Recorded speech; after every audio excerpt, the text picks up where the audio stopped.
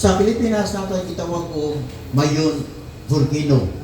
Sa Japan doon na po sila vulkan dito nga gihinganan lag Fuji in Japan. O dili na kalimtan nga sa diyang bubuto kining gitawag og vulkan. Doon na dyo'y grabe nga kadaot nga mahitabo sa gitawag og dapit igsoon. Destruction and calamity will follow. Doon ay isa ka scientist na gato siya that in 535 AD, a huge Asian volcano gitawag ni Krakatoa in Indonesia erupted. Nga matod pa nga sa dihang ni buto kini millions and millions tons of smoke as nga matod pa sa balita nga ang kapunaw-punawan na balot kini sa gitawag og abog igsoon miluktat kini og 3 years.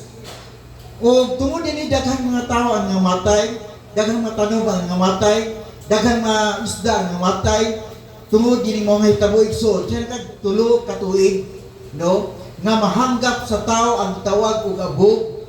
Unya di mga panahon na grabe ang isno nga naman tungod kay ang kahayag sa gitawag og adlaw igsoon dili naman makapenetrate diha sa mga dapit kanaman na puno kini sa gitawag og abog. Sa na malaman ko nini mo nga hitabo igsoon, I realized that the moment man sinned against God, he was covered with spiritual darkness. No? Unless kung ang kahayag sa Dios mahimong mo danag diha sa iyang kinabuhi. Amen pa mo diha. So open your Bible in the book of John, chapter 8, from verses 12 up to verse 18. Juan 8:12 hangtod sa versikulo 18 ring ini. Then spake Jesus again unto them, saying, I am the light of the world. He that followeth me shall not walk in darkness, but shall have the light of life. The Pharisees therefore said unto him, Thou bearest record of thyself, thy record is not true. Jesus answered and said unto them, Though I bear record of myself, yet my record is true. For I know whence I came, and whence I go. But ye cannot tell whence I come, and whither I go. Ye judge after the flesh, but I judge no man.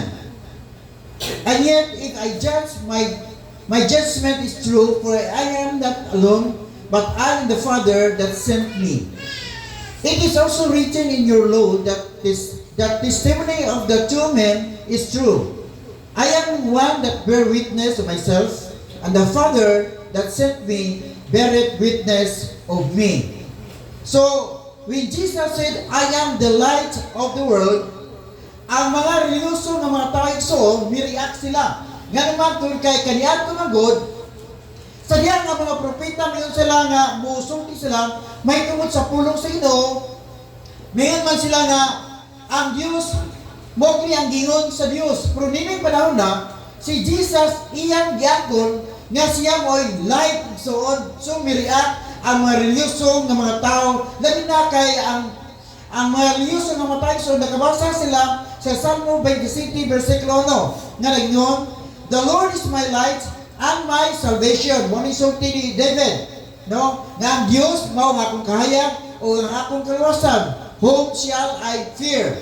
The Lord is the stronghold of my life. Of whom shall I be afraid?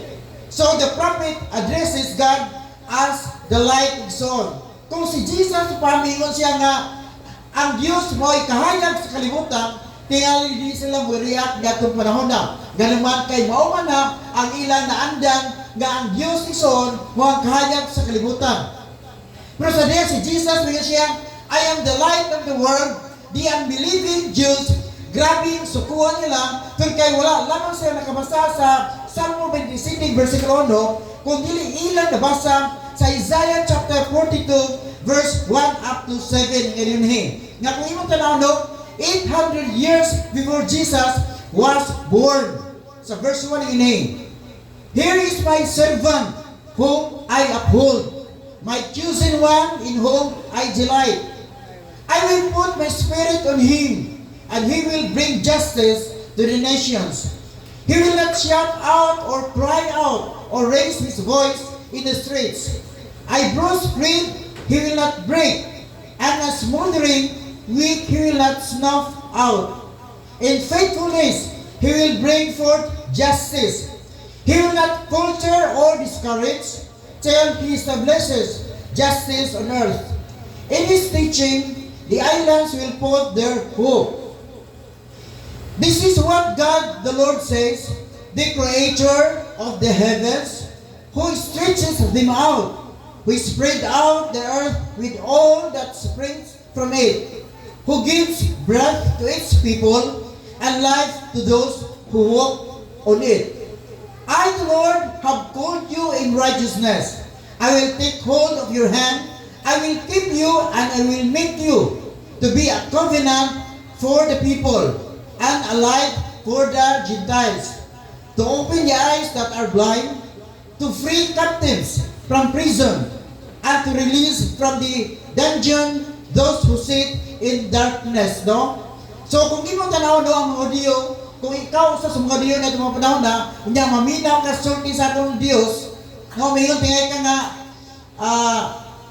kung ikaw mo ay Diyos, ato pa, ikay gisultian ni Isaiah, no?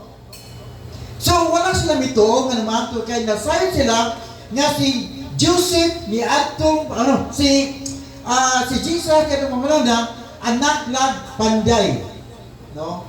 Panalitan. Dunay sa katao nga nahibalo ka nga kanang tawhan na anak anang tawhan ng panday. Unya musulti sila. May tungod nga muangkon siya nga siya ang kahayag sa kalibutan. Unsa may imo ikasulti. Karon nga usa sa mga pastor nga mingon siya nga ako